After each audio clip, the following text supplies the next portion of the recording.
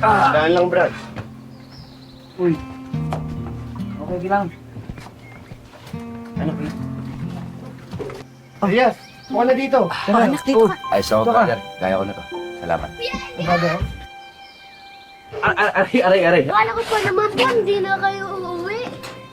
Ito naman, parang wala ka nang bilib sa akin eh. Sorry po. Ang saya ko po kasi na okay na po kayo. Maraming salamat, Bonjoy. Sige na, pasok ka na sa loob. Halika na. Punta tayo sa kusina. Maganda tayo ng merienda. Sige ka na.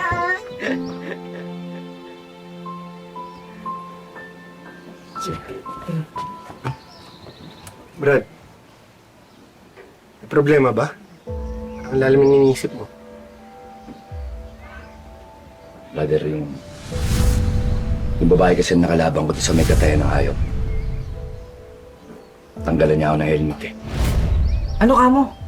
Nakita niya yung mukha mo. Hindi ko na kasi sinabi kay nanay kasi alam ko mag-aalala siya eh. Pero brother,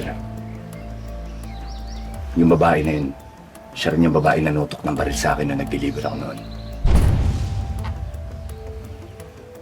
Kaya naman pala maangas yung babaeng yun eh. Sindikato rin ng loko.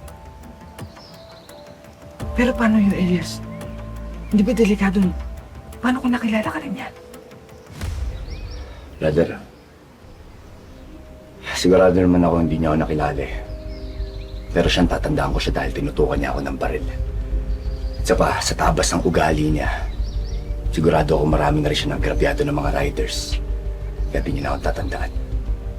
At sa pa, naparuhan ko rin naman siya eh.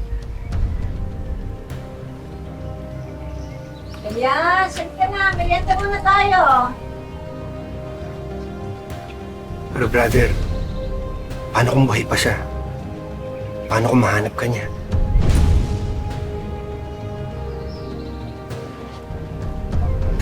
Sige na, pasok tayo sa loob.